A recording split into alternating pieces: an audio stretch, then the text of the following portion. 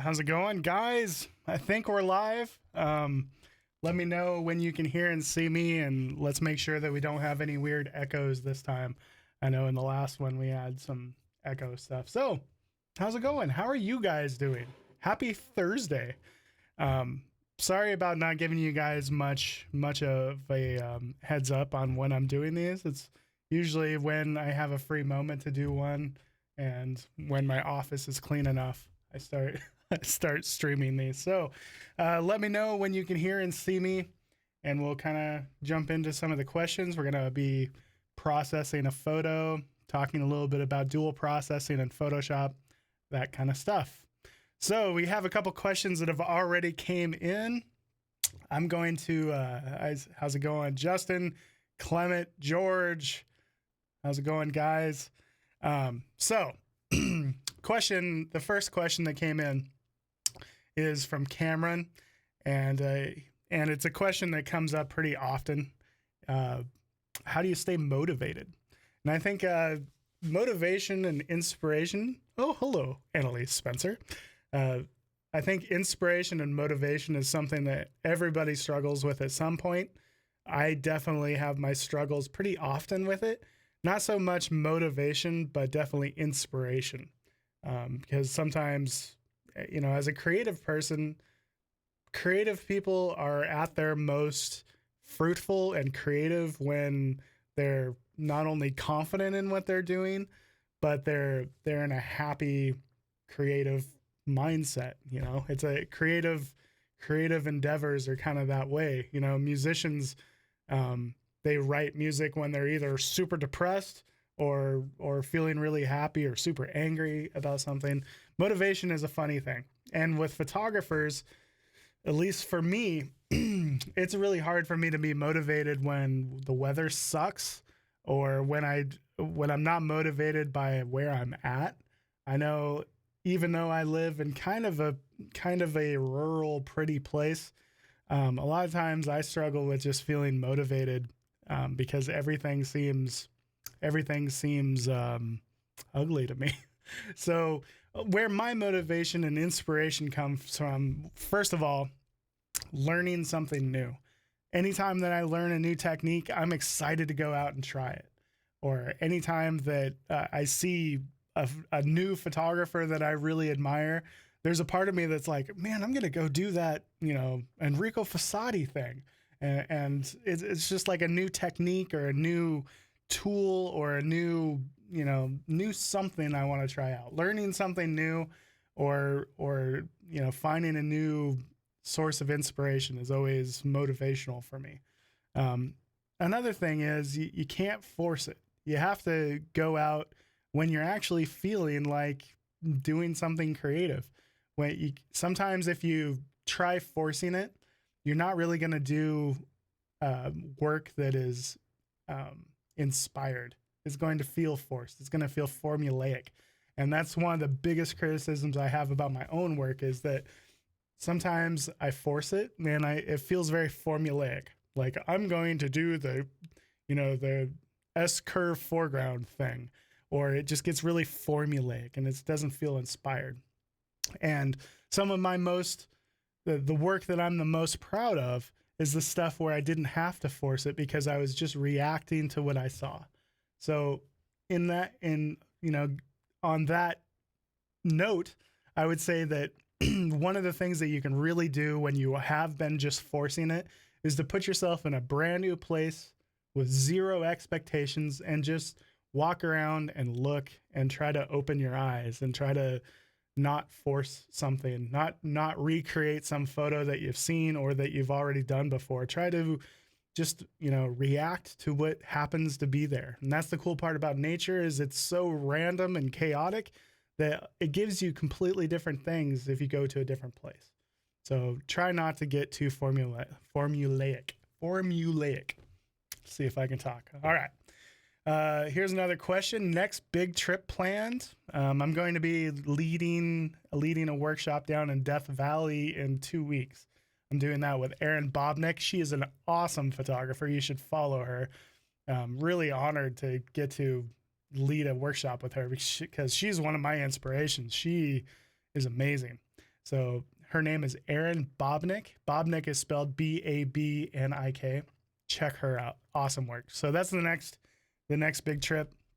Going down to Death Valley, driving down, and then after that, I'm going to be at the Create Photography Retreat, which is in Las Vegas. It's like a 2.5, 3-day photo conference thing, and I'm going to be giving some talks there.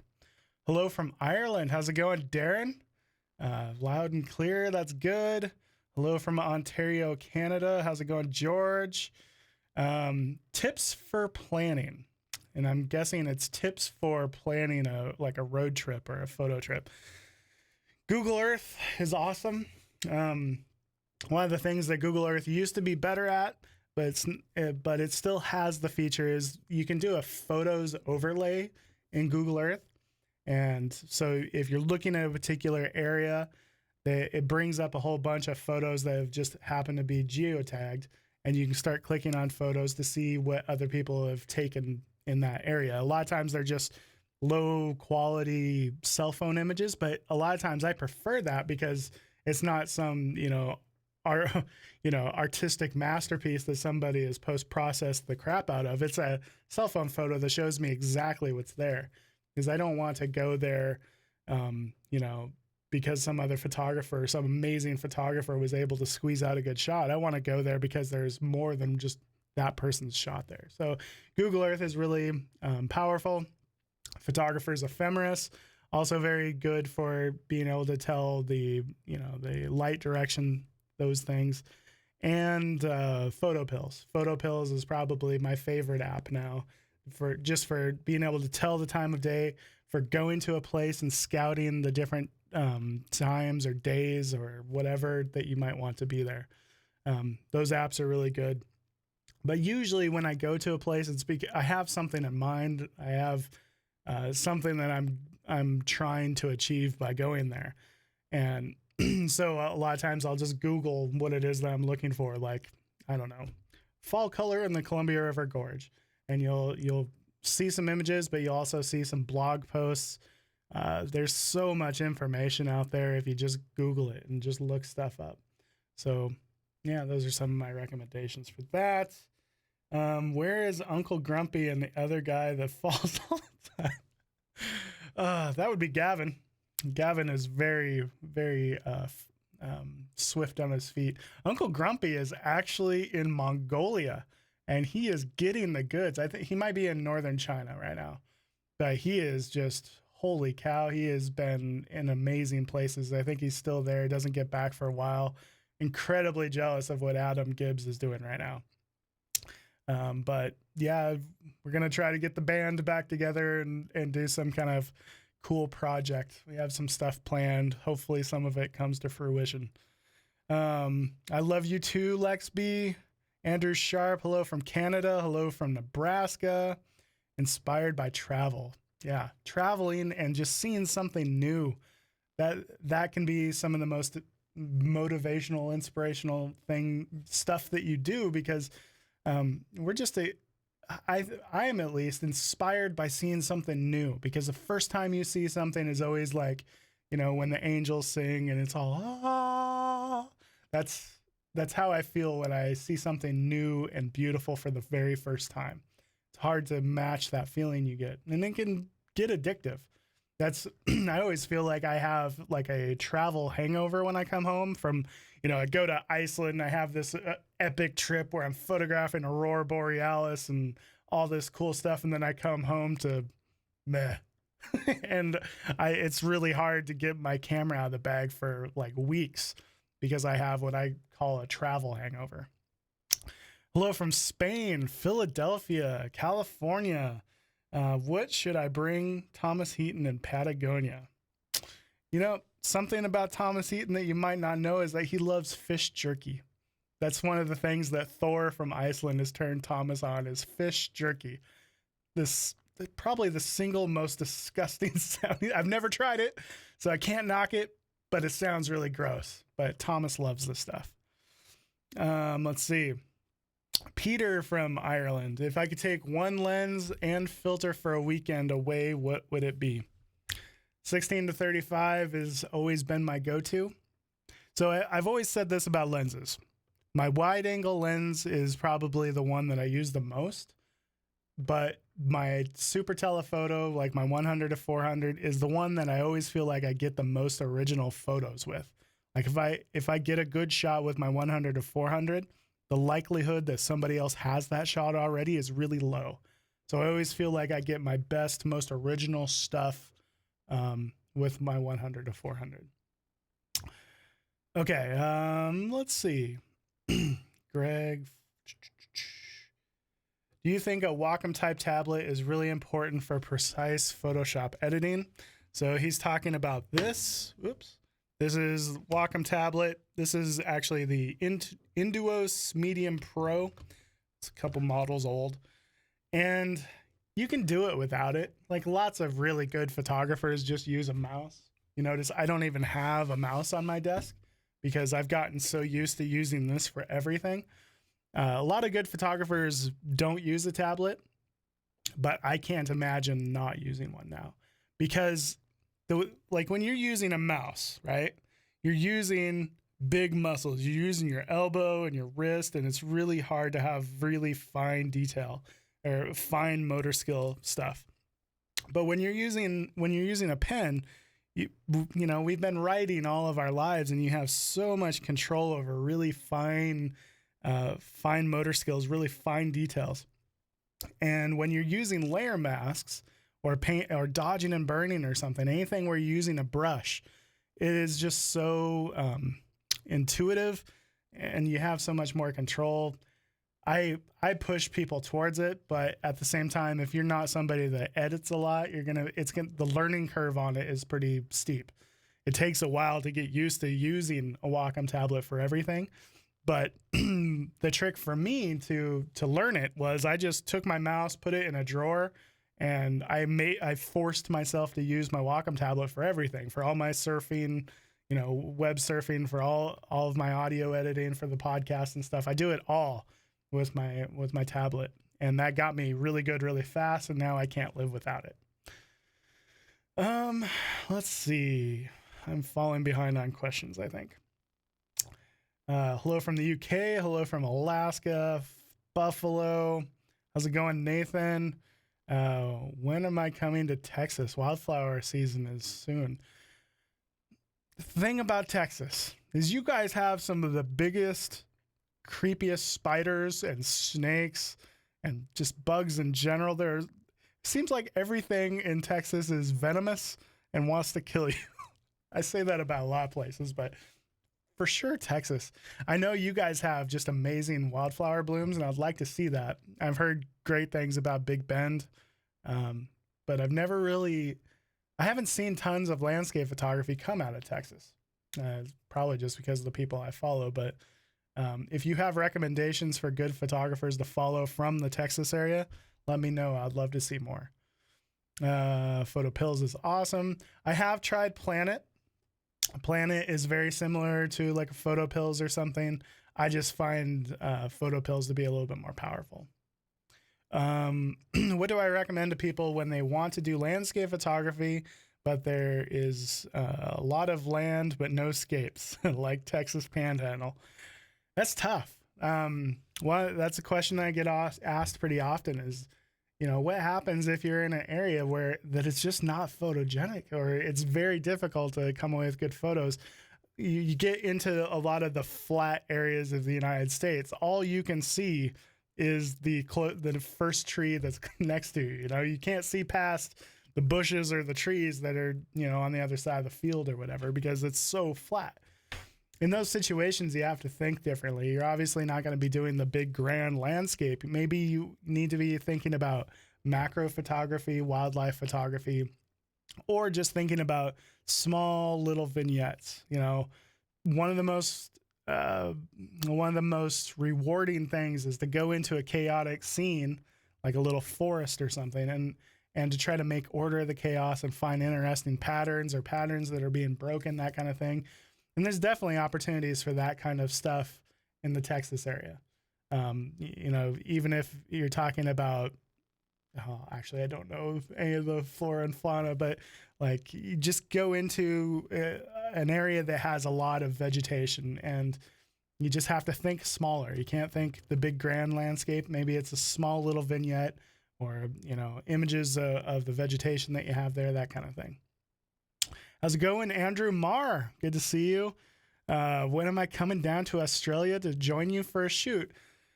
I actually kind of have some tentative Australian plans in 2020, but I always say it about Australia as well. Everything there wants to kill you. What is up with people living in places with so many poisonous things?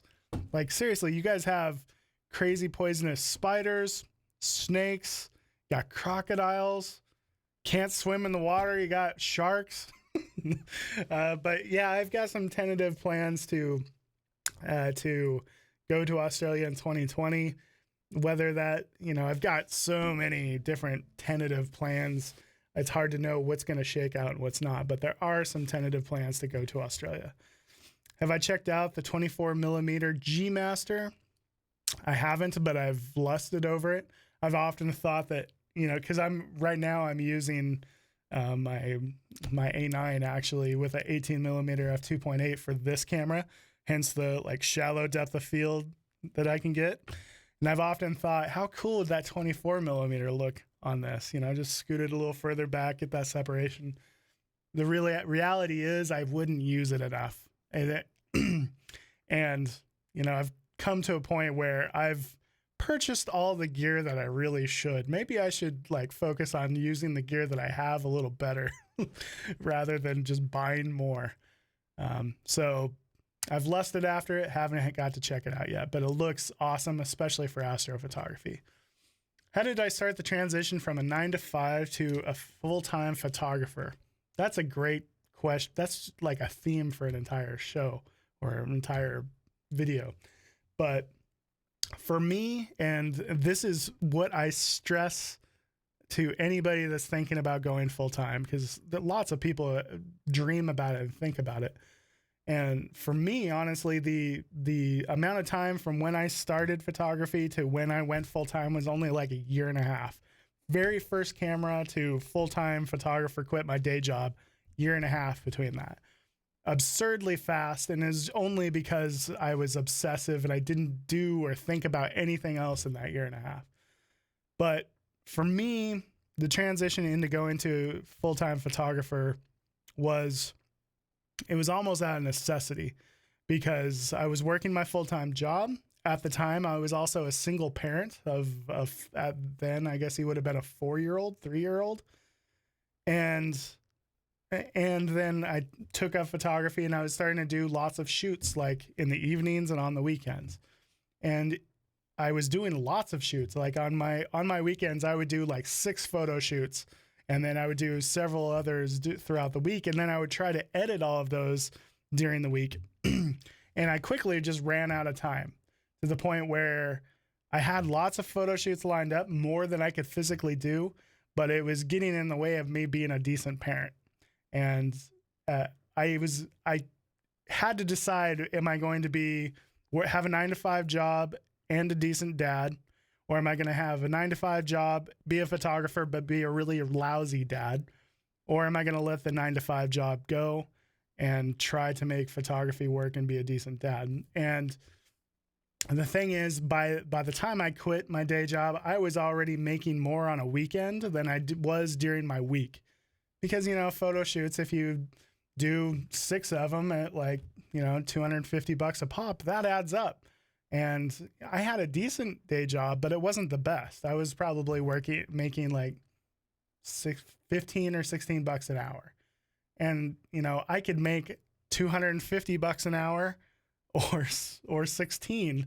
And it didn't take too much of that before I could justify quitting my day job. It was incredibly scary, because there's no guarantee when you do that, what happens when the winter comes? Winter is coming. Winter is coming.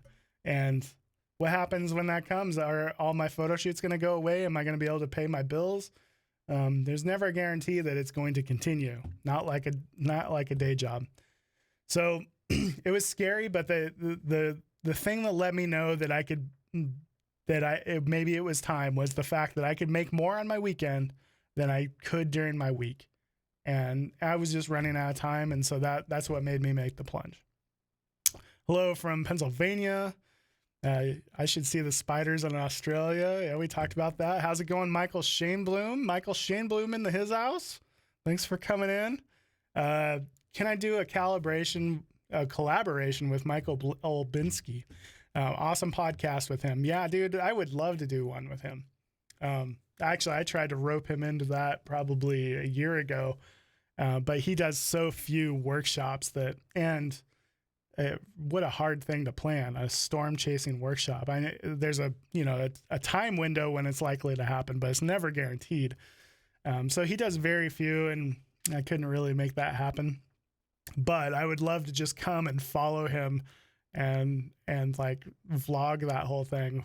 Storm chasing is one of those things that I want to do some of, because I love storm photography, and he is awesome at it.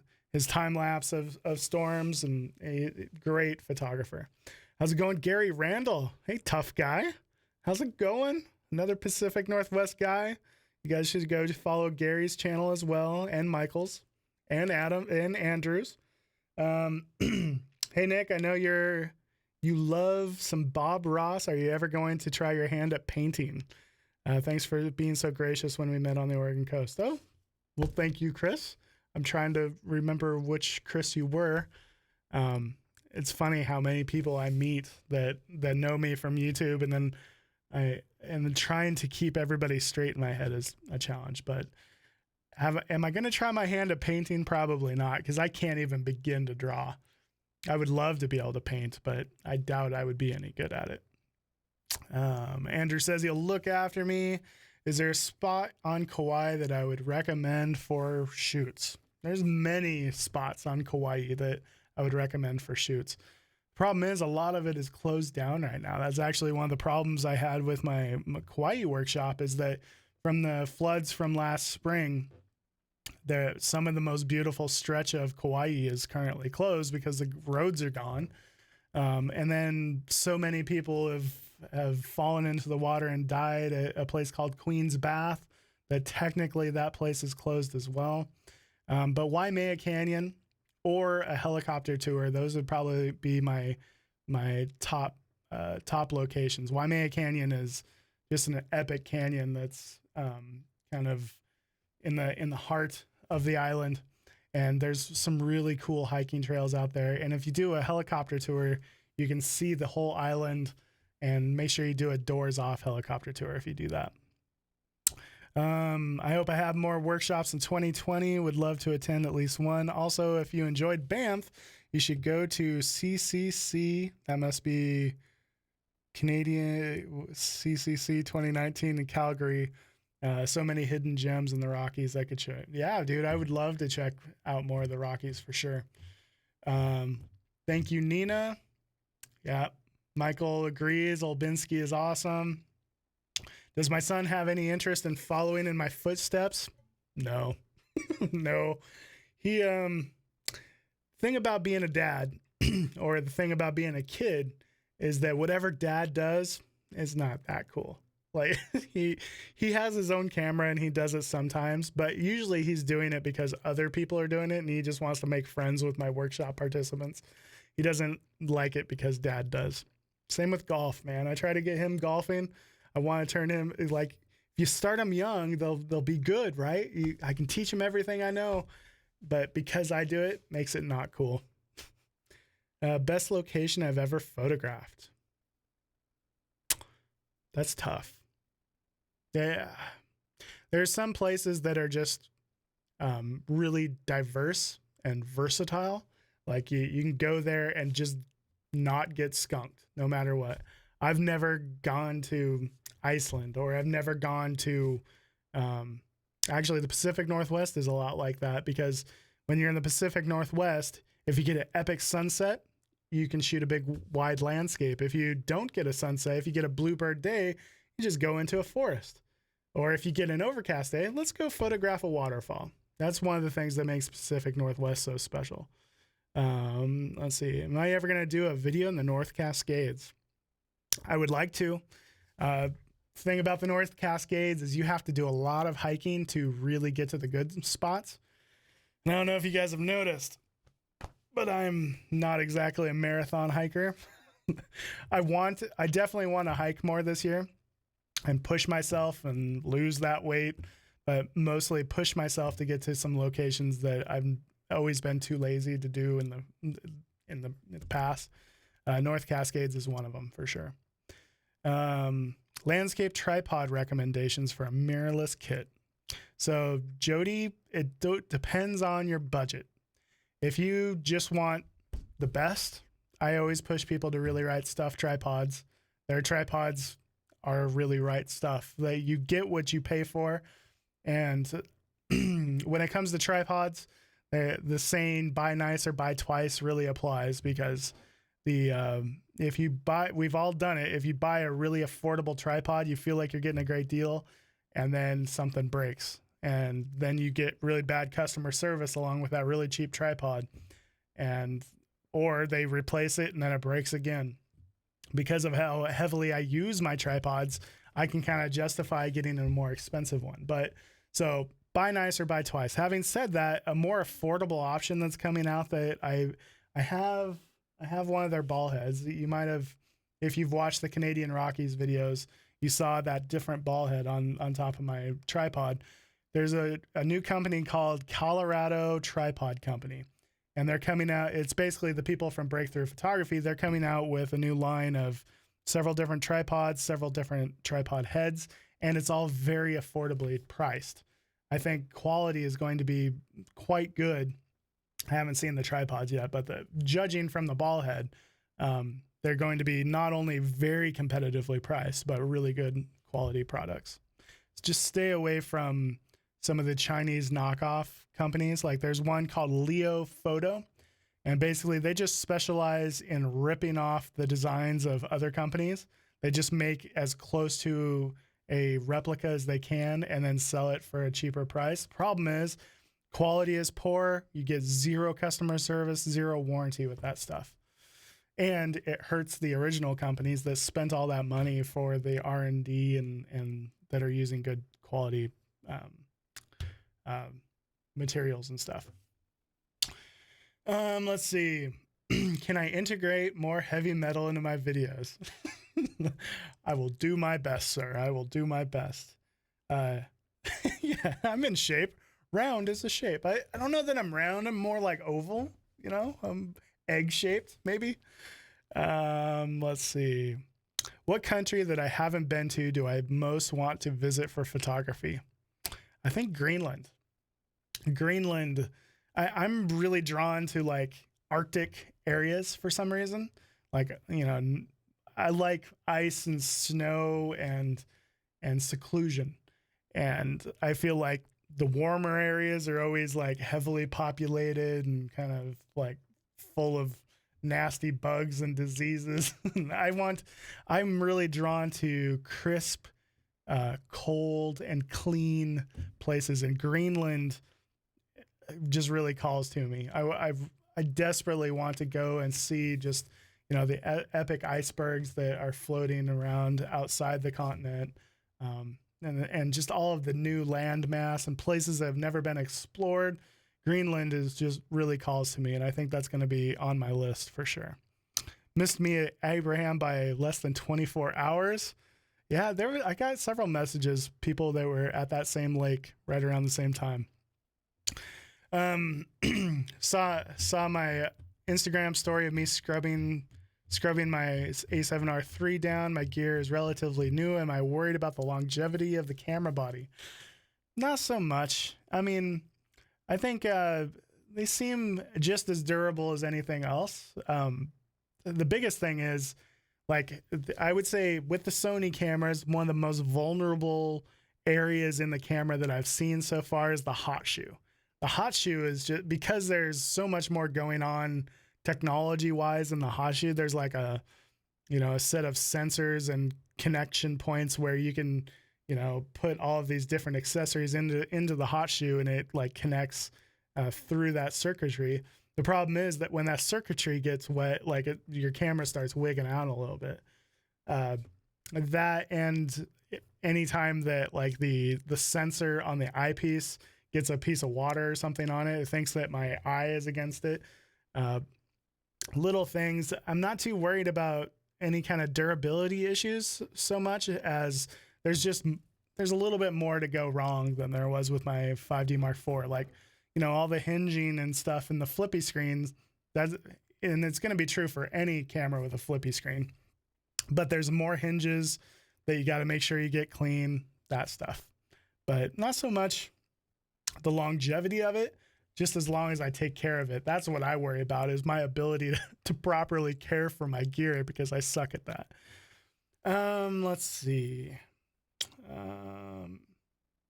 Ever shot an Aruba? No, I never have. What camera bag am I using? F-stop or Shimoda? I'm using Shimoda. I have 2 Shimoda bags. I have the 40 liter and the 60 liter.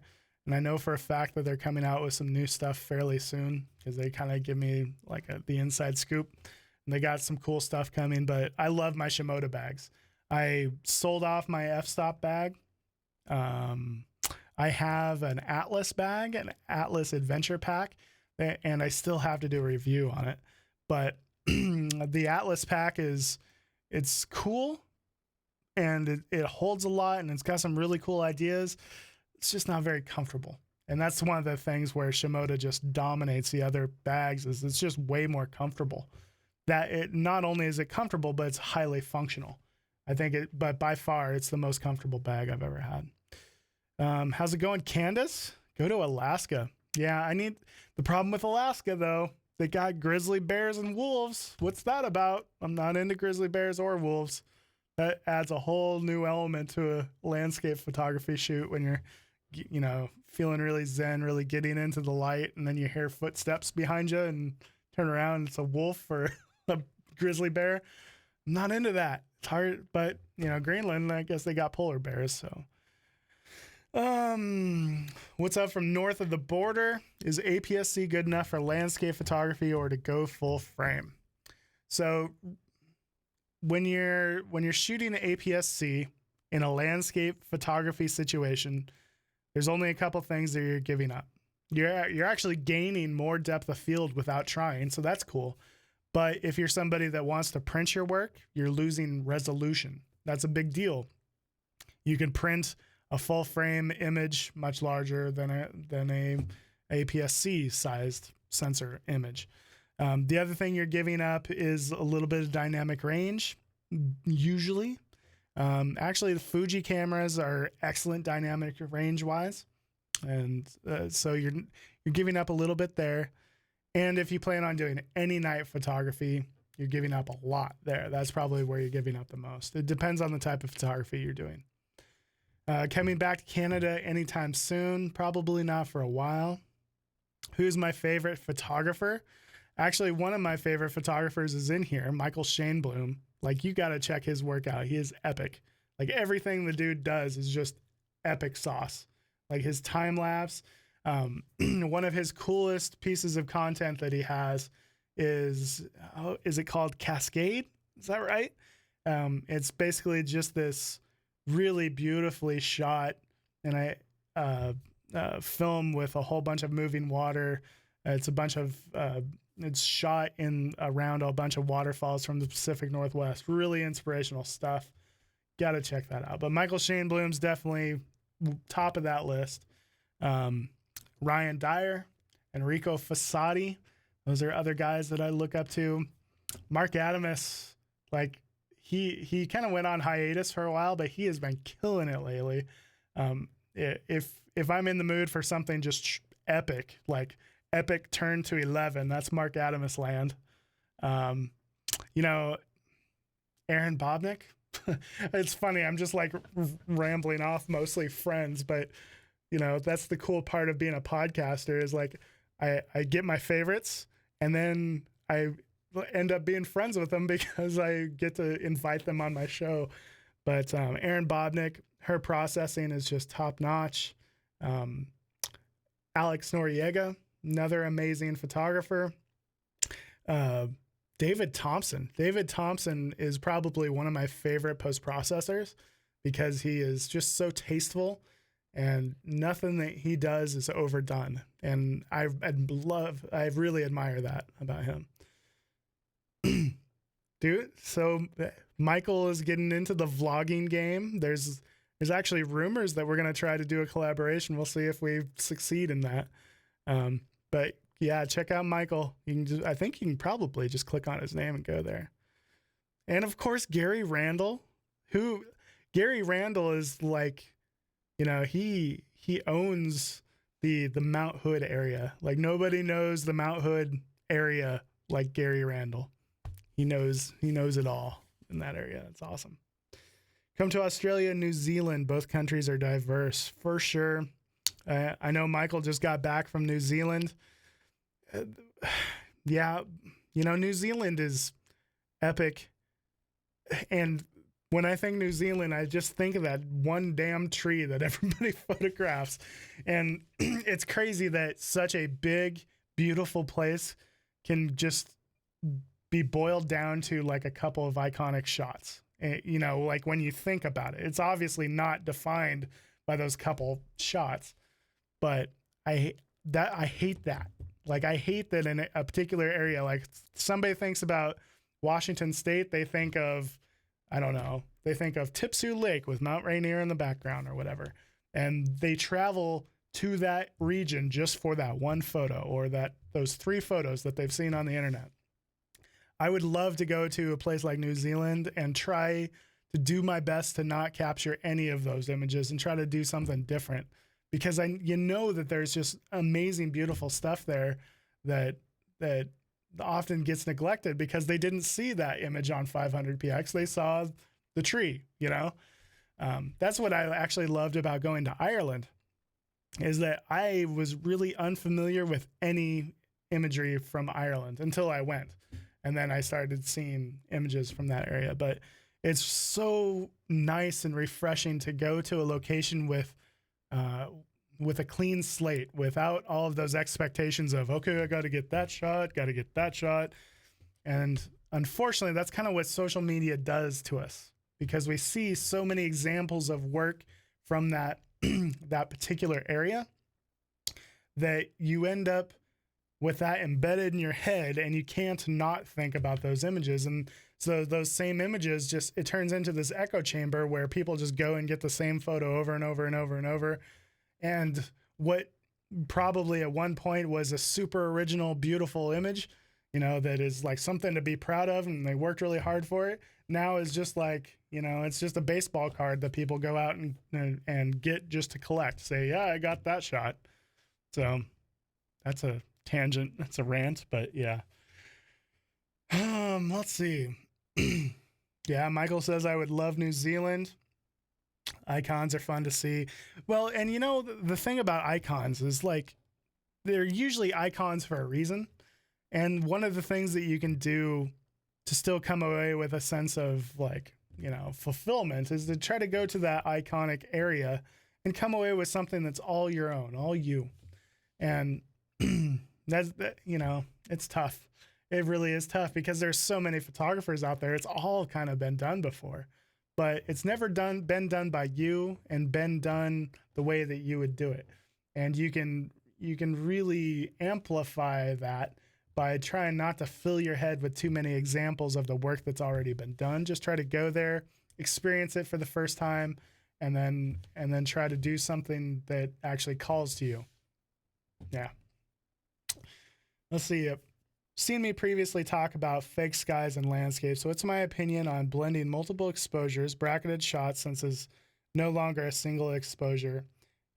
Is the photo considered fake? No. So the way that I see things is that I have no problem blending multiple frames or multiple images together.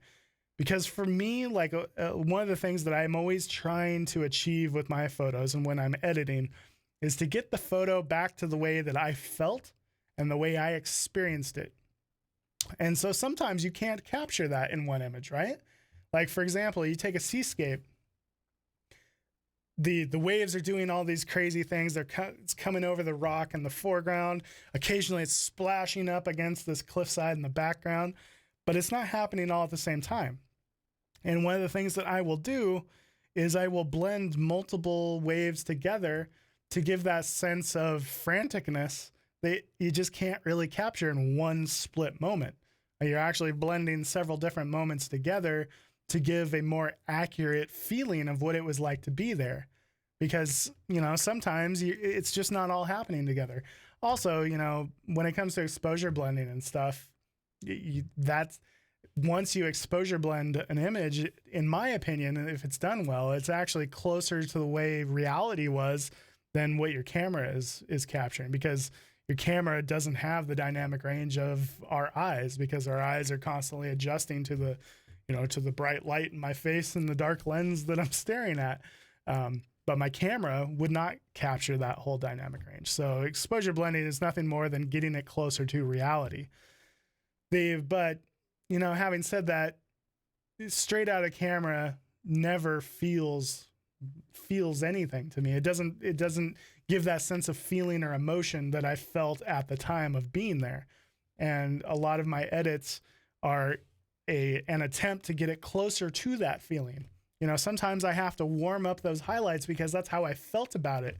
It might not have actually been, 6,200 Kelvin, but it felt that way to me. It felt like the sun was warm on my face. So, I'm making choices to try to give it that feeling that I had at the time. So no problem blending stuff like that together. Let's see. Any trips to the East Coast in the near future? Don't really have any planned, to be honest. Not that I can think of. Everybody tells me that I need to experience the Smokies and Smoky Mountains. Problem is, I don't know that I would want to go during fall color, because holy cow, I have seen the amount of humans that do that. Every image that I've ever seen from the Smoky Mountains, it's always accompanied by this line of photographers and tripods lining the side of the road. And I hate that kind of photography. I want an area where I can kind of just wander around and do my own thing at least a little bit. And what I've found on the East Coast is it's kind of hard to get away from other photographers just because of the amount of people. I don't like people. I try to get away from those people. Humans are bad. Let's see. Am I missing the Sony 400-2.8 A9 combo? And will I be asking to borrow it again? So if I shoot another NFL game, you're damn right I'm going to ask to borrow it again, or at least I'm going to rent it. I liked the A9 so much that I bought it. So my two cameras now are A7R3 and an A9. A9 serves as sports and wildlife and video. A7R3 is obviously my main stills camera. But yeah, 400-2.8 was amazing. And anytime I have a serious sporting gig, that's the lens to get. Don't think I'll be buying it anytime soon. Best time of year to go to Olympic National Park, I would say late spring, early summer, when it's at its peak green and all the waterfalls and stuff are raging. Going to be a lot of people though. What's my favorite section of the Pacific Northwest? Oregon coast. I love the Oregon coast. Let's see.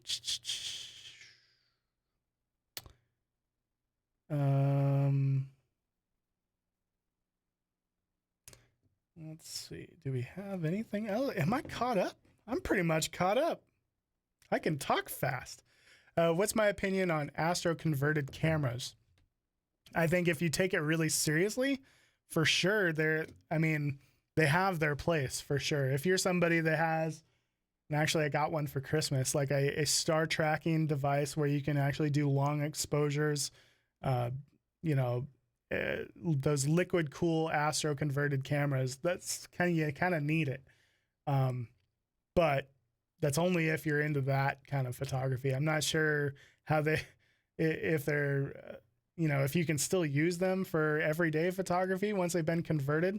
Essentially what he's asking about, for those that don't know, is an astro converted camera. They're actually putting a cooling device, like a fan or some kind of liquid cooling device on the sensor to keep the sensor cooler, because that's what creates noise typically, especially during long exposures, is the sensor getting hot.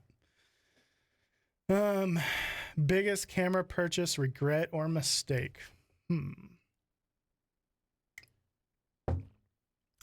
That's a tough one. You know, I bought back in the day, I bought a Canon 7D because, you know, yeah, I just thought that that was like the camera to get, and it was terrible. Like, in my opinion, like, image quality was terrible. So kind of chronologically going through, I started with a Canon Rebel T3i, upgraded to a 7D. I thought it was the best camera in the world. Then I got a Canon 6D, and I saw what image quality can actually look like.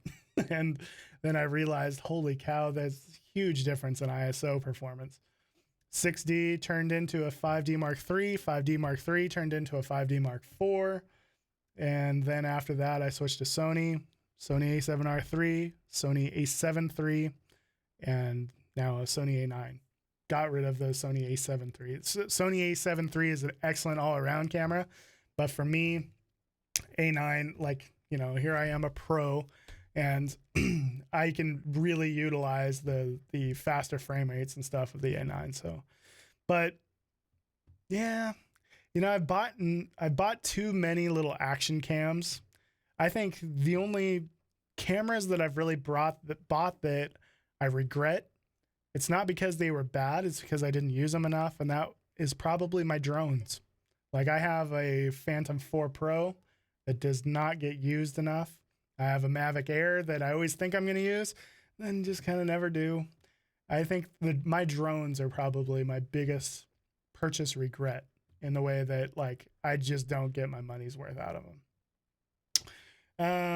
Let's see. Have I been down to Panther Creek Falls this year? Not for a while. I haven't been for several months. I know somebody else actually died there on the trail and then got closed for a while. It's one of those things that kind of has to calm down, see how it goes. What do I think about Fuji? I think that they are getting more and more, they're getting better at what they do. You know, me personally, for my type of photography, I want a full frame camera. So Fuji's never really going to be on my list of cameras I'm looking at. But I think for people that do street photography, or, I don't know, just more casual photographers, I think Fuji's a pretty cool option. Have I used a Voigtlander manual lens? I have not. I've looked at them, and they seem really good, but I'm kind of set up lens-wise now. My lens lineup is 16-35. I have my 18 millimeter for my vlogging lens, 24-105, 100-400.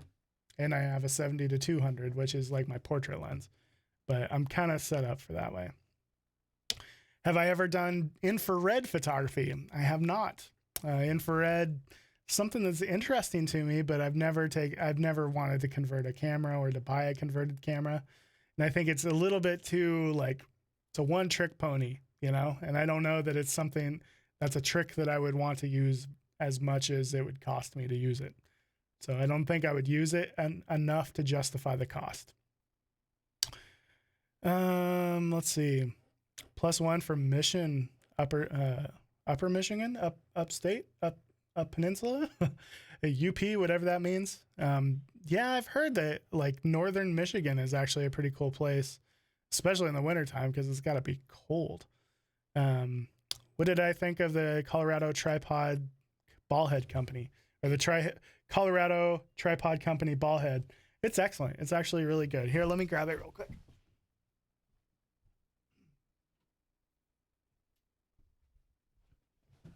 So this is the ball head in question.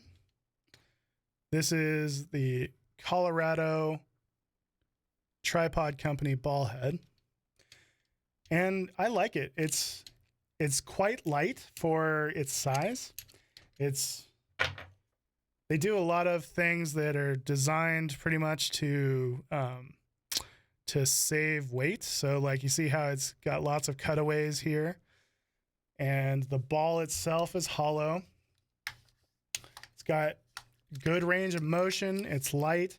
I like that they don't have any kind of rubberized anything on, cover my face, rubberized anything on the knobs. So there's nothing to kind of come off. So that's cool. It's very simple. It's very clean. It's very functional. It's locks down super solid. It's a great ball head. And for the price, I don't see how you can beat it.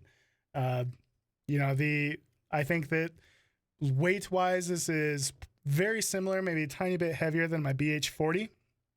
I feel like locks down a little tighter than the BH40, but it's a lot taller than the BH40.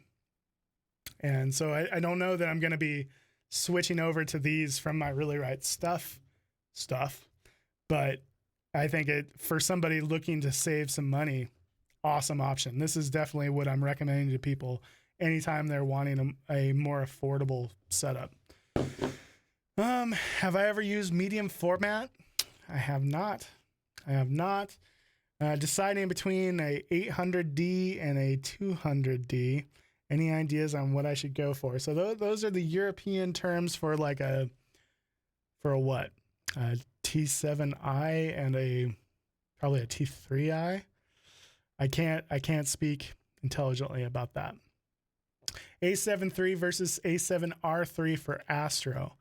A7R3 has a little bit better noise performance, especially by the time you scale it down. Because of that extra resolution, it gives you a little bit more leniency in your really high ISOs. And the noise profile ends up being smaller. So A7R3 is excellent camera for Astro. One thing I don't like about, well, the one thing I don't like about mirrorless lenses, not so much the camera bodies, but the lenses themselves, is the electronic focus by wire is not as useful for astrophotography, because when I was shooting Canon, you know, you turn your focus ring to your infinity mark or that area that you've already tested where infinity is exactly. You used to be able to just turn right to that, boom, you know you're in focus. With mirrorless stuff, it's focused by wire, so you can't do that. It gives you a digital readout that is incredibly inaccurate. Even this Zeiss Batis lens, it has a digital readout on top where it'll show you when you're at infinity. It's always wrong. It's always way off. So you can't trust that. You have to actually look at your LCD screen and manually focus that way. It's not the biggest deal, but it's certainly not as quick and easy as it was in Canon land. Do I want to go to Scotland one day for a photo trip? Absolutely. Scotland is on my list for sure. Actually, all of, like all of that area I want to go to for sure. Looking to switch from Canon 6D to A7R3. Using my gear setup as a target. Big investment to make the switch. Yeah, selling off gear is a miserable experience. I was lucky in that I have enough followers that I could just be like, posted on an Instagram story, and miraculously people were interested in it. eBay sucks. Shipping lenses sucks, but it's worth it in my opinion. It's really like the Sony stuff is just more fun to shoot. I definitely recommend renting some before you make the switch and go to all that trouble and invest all that money. Like, rent it, make sure that you actually like it. Where and when will my next video location be? Recently found my channel and I've watched a ton of my videos. Well, thank you. Next one is probably going to be either Eastern Sierras or Death Valley area. Like I said, I've got a workshop and then conference. I've got a little bit of space before my workshop starts where might be doing a little bit of a collaboration. Don't want to give it away just in case it doesn't happen, but I'm going to try to do some filming there. Probably not at the workshop. I'm going to kind of get away from filming at workshops, I think. But during my alone time, my private shooting time, I plan on recording a little bit down there. Let's see. Infrared filters. So infrared filters are a great way to test out to see if you like infrared photography. So an infrared filter essentially is just a filter you can screw on the front of your lens, and it blocks all light. It's basically like an ND filter that blocks everything except for the infrared spectrum stuff. So the problem with that is that you end up with really long exposures. It's like throwing a 15 stop ND filter or something on. Well, maybe not that much. 6 stop ND filter on. So you end up with long exposures, which sometimes is not very useful for blowing trees and stuff, because, you know, the most colorful thing that you'll photograph in infrared oftentimes is going to be green foliage, stuff like that, which happens to blow in the wind, which is very difficult when you're doing long exposures. So you're going to be on a tripod all the time. Still pretty cool though. I mean, it's a way of getting into it. Also, your LCD screen isn't going to work. So it's not going to be like looking through the back of your LCD to compose. It's more difficult than that from what I've seen. I haven't actually ever used them. Have I ever hit up Rocky Mountains just east of me? A little bit. Never done anything good there though. I haven't like made a photo trip of it. It's more like I'm passing through. I'll take some photos, and then I don't get anything good because I didn't take the time to like really, you know, spend the time on it. Been through there, just never done it. Jimmy asks, why no super chat? That is a great question. I actually should probably do that. Is that how many people in here like would actually take advantage of super chat? Because it's a way, for those of you that don't know, it's a way where people can like tip me 50 cents or $1 or whatever. And it's a, you know, and then I see their question and blah, blah, blah. I've thought about it. I wasn't sure if people would be annoyed by it. That's probably the biggest reason I haven't done it. What else we got? I feel like there's one in here. Thoughts on Canon versus Nikon mirrorless. I think Nikon mirrorless is better as far as functionality. I think focusing ability probably goes to the Canon, but Nikon has in-body stabilization. That's a big deal. Canon does not, which is a joke. Honestly, Canon mirrorless just in general kind of seems like a half-hearted attempt. I think the lenses are great. Camera bodies, not so much. And I as a Canon shooter that was very interested in mirrorless stuff and cares very much about video, obviously for YouTube, I made a great decision by moving away from Canon. I think Nikon has a much more compelling setup than Canon does, but both are lagging behind Sony a bit. What makes workshops so expensive in general? Well, first of all, there's a lot of logistics involved in a workshop. Like the effort involved to organize a workshop. Like, for example, my Oregon Coast workshop, not only am I giving away like all of my best places and all of my knowledge in post-processing, which I've worked really hard on acquiring that, but it also, there's all the logistics of trying to plan the time of year, plan to be in the right place at the right time. And there's all of that local knowledge that goes into making the best decision to, you know, not only come away with the best photos, but also to just put people in a position where they're going to enjoy themselves and be fruitful. There's a lot, you know, and, you know, you're buying a week of a person's time, and it's just a lot that goes into a workshop. And there's a lot that would almost be an interesting videos, like the behind the scenes of doing a workshop or organizing a workshop, especially the ones where there's a lot of travel involved, like my Iceland workshops.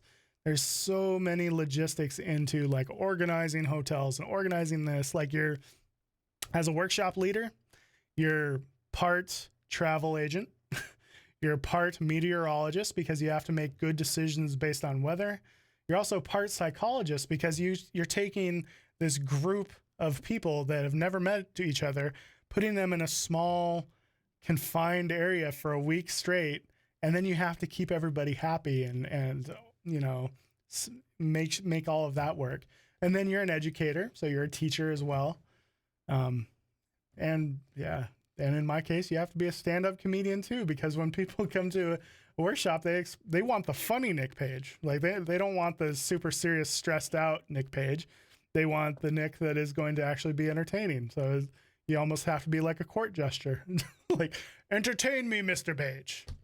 So there's so many different hats that you have to wear as a workshop instructor that's also why there's very few really good ones too. And I'm the first to admit that even though I try really hard, I still sometimes fail. Like I try really hard to make sure that everybody has an awesome time at a workshop, but it's never guaranteed because sometimes the weather like screws stuff up. Sometimes it's the situation. Sometimes it's the personalities that just won't gel with each other. We're doing workshops. Well, look at the amount of gray in my beard. I didn't have that before workshops, before leading workshops. Totally due to workshops. Totally. So yeah. Let's see. I'll just throw a blanket over my city. Do I have a secret tip country for landscape photography? I'm not sure the meaning of that. What's a good beginner camera that's not too pricey? Depends. It depends on the budget. A beginner camera could be a host of things, but the thing you got to keep in mind when you buy that first camera is that most likely whatever camera brand you start off with, you're probably going to stick with because you're going to get those lenses and you want to hang on to the lenses. And so you have to put a little thought into which brand you're going to do it in. So it's a little bit tricky. It's based on budget. Let's see. Older crop sensor Nikon would love to move to full frame. Is it better to get an older camera or a generation 2 that fixes the shortcomings of the generation 1? You know, if it was me and I was a Nikon shooter, wanted to stay a Nikon shooter, don't want to spend the money on a D850, I think that if you want to go full frame, the D810 is awesome. Better image quality than the D750. But man, the D850, like that's a pretty big jump up there. Like if it was me, I think that the D850 is still going to be considerably better than generation 2 Nikon mirrorless because it's going to take them several iterations before it's comparable. It just really is. And that D850 is going to be an awesome camera for a long time. Let's see. Yeah. So this will be probably the last question. How do I suggest a small photographer like me create images that are unique from others? The easiest thing to say there is to shoot in a different location than most people shoot. I mean, that's super obvious and simple, but if you go to an area that is not heavily shot, more than likely, you're going to come away with something different. Having said that, people go to those iconic locations for a reason because it's easy to get good photos there. So I would recommend trying to do more telephoto shots that are just a slice of the landscape, because when you do that, you're honing in on just what is interesting to you, and what is interesting to you is going to be different than what is interesting to other people a lot of times. And so you end up with a more personal photo that is more personal to you. And just the very fact that you're shooting telephoto, it makes it less likely, it's against the odds that somebody has taken that exact same composition. The other thing is if you specialize in your local area, you have the advantage of getting out there when the conditions are totally different, totally unique, something special. And so for me, that's what makes my portfolio of my area a little stronger than other people's, is the fact that, like, if there's a giant thunderstorm coming through, I go out and I shoot. Or if there's really a really amazing epic sky forming, I go out and I shoot. And that's not something that most people just passing through are ever going to get. So going out when the wet conditions are special, that's always going to give you something special in return, something that's going to be a cut above what other people are doing. And it's easiest to do that in your local area. Okay, well, thank you guys. Hopefully the ramble has been good for you guys, and we'll catch you guys later. Go ahead and leave a couple more questions in the chat, and I'll chat with you guys in the chat room once I stop the stream. But I appreciate you guys. coming down and chatting with me. All right. I'll take it easy, you guys. I'm done with my rambling. Take it easy, everybody. Bye.